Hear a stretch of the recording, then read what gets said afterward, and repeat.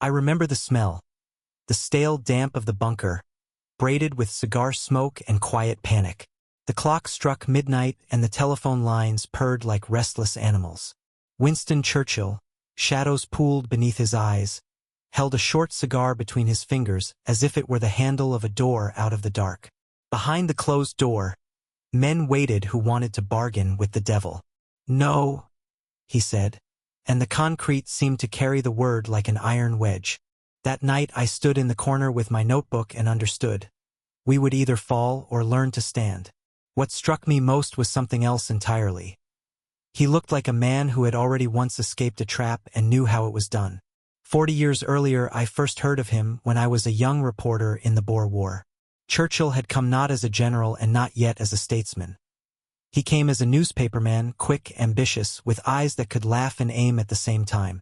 The train he was riding was taken. He was imprisoned. And then, one night, he vanished over the fence, through the mines, a shadow without a map, walking himself into freedom. I saw him after the escape. Filthy, face nicked by brambles, wearing the smile not of a victor but of a gambler admitted back to the table. He spoke fast, rattled off details, and between the facts something unignorable emerged. Resolve bordering on recklessness. I did not know then that he would have to run again, not from captors this time but sometimes from his own decisions. In the 1920s he settled at Chartwell, a house with a garden where the morning fog hung like a milky moat. There I saw a different man. Exhausted by speeches, he would take up a canvas and lay on oil paint the way a famished man butters bread. Thick, unapologetic, confident. Lakes, walls, sunlight on water appeared with a patient glow, less like escape than like return.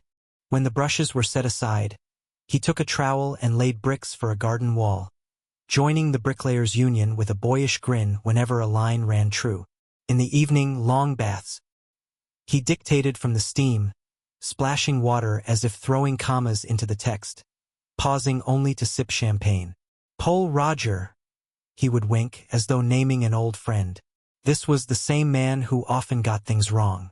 The return to the gold standard at the old parody, the quarrels over India, his stance during the abdication crisis. There his voice swelled too loud to hear others. When we left the orchard where pears ripened and stepped into the study, the black dog, his name for his gloom, slipped in with us. He could joke, but fatigue lived in the corners of his eyes.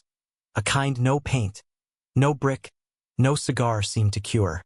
And just when it felt his time had passed, the eastern sky began to snarl with engines and old Europe raised its face to hungry shadows. May 1940 smelled of smoke. France slid toward the abyss. The British Expeditionary Force stared at the gray horizon of Dunkirk, and every sentence in the Commons was a step across ice that might not hold. He stood at the dispatch box, heavy yet quick, speaking mostly from memory, as if centuries were stitched into his mind. He did not force pauses, he cast them.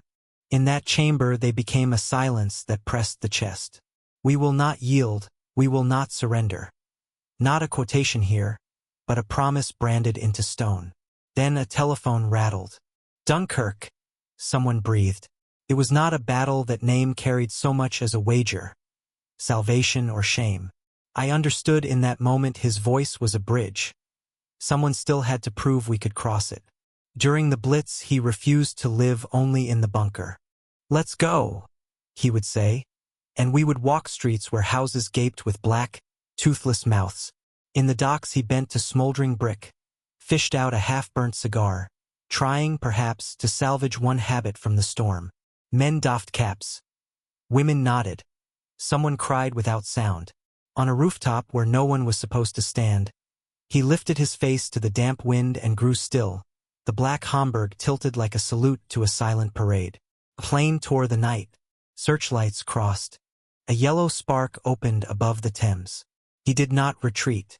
When we clattered back down the stairs, I saw his hand on the stick tremble just a fraction. On the table the maps awaited, and maps always summoned decisions. In January 1941 we crossed the ocean. In rooms smelling of timber and snow, he moved in a striped robe that flashed with gaudy crimson panels. His meetings with Roosevelt, two complicated men, two distinct worlds, were like a chess game played not only with pieces, but with language. He had the disarming weapon of breezy intimacy. He sometimes walked in without knocking, armed with jokes and needs. They say he once emerged from a bath to greet the president unclothed, quipping that there should be no secrets between allies. Behind the humor lay requests for ships, planes, petrol, anything to buy time. Roosevelt smiled his sealed, American smile.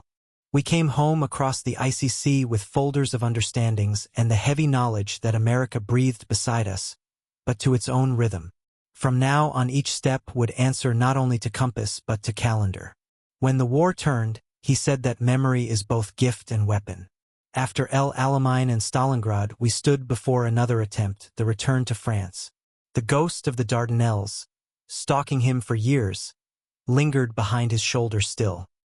He gazed long at the diagrams, as if not at arrows and numbers but at his younger errors.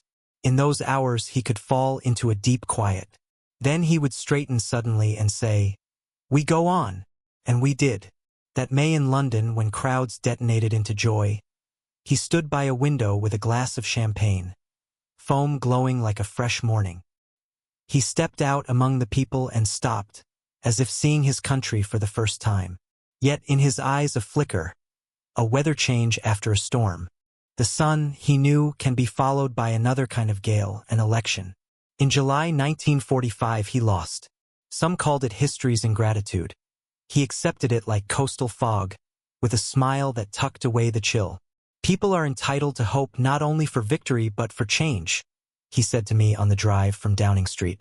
We returned to Chartwell, where typewriters purred and manuscripts rustled, and a mug of black coffee learned to stand politely beside a flute of champagne. He dictated the Second World War as if commanding it again, but now with a different army.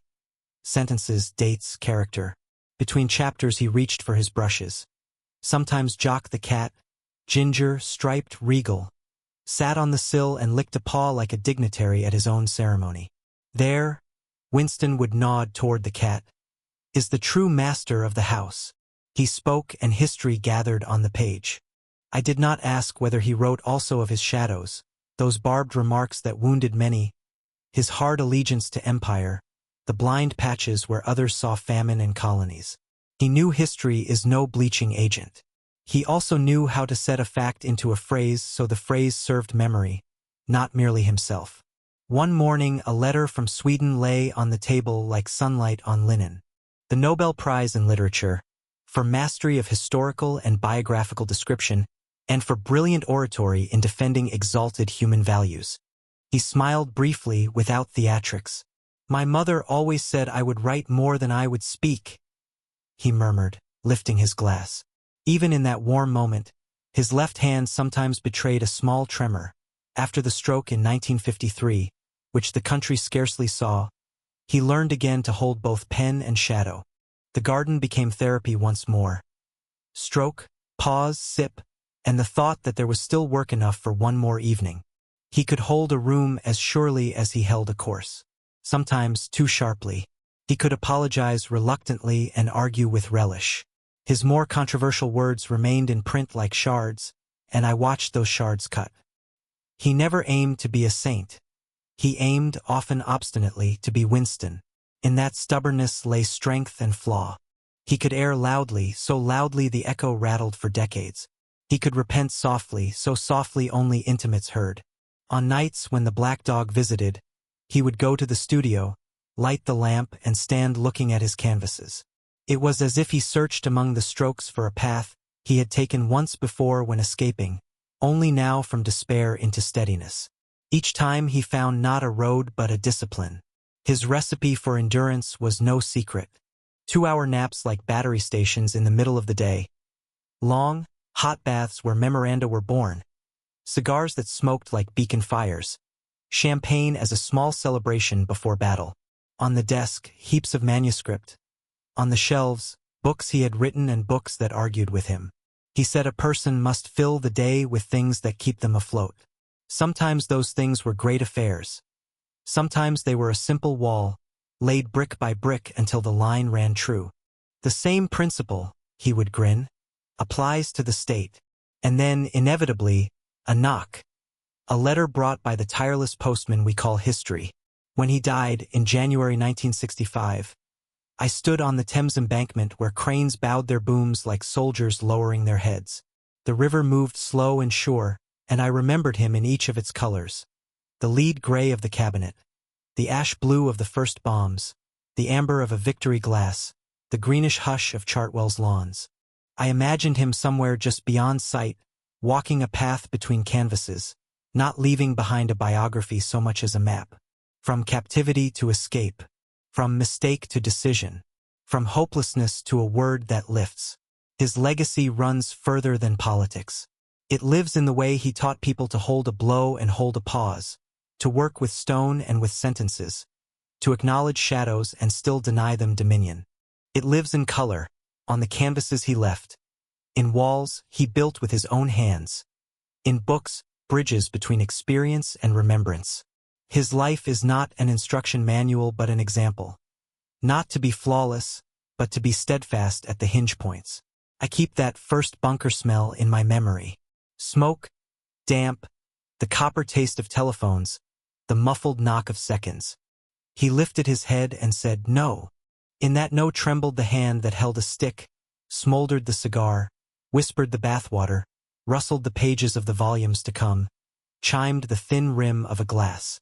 His whole life seemed to arc across a single word, and the world, stumbling, went on.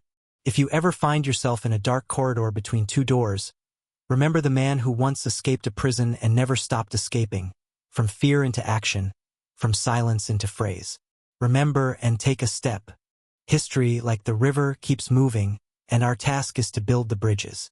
May they be as stout as his no, and as bright as his yes to life.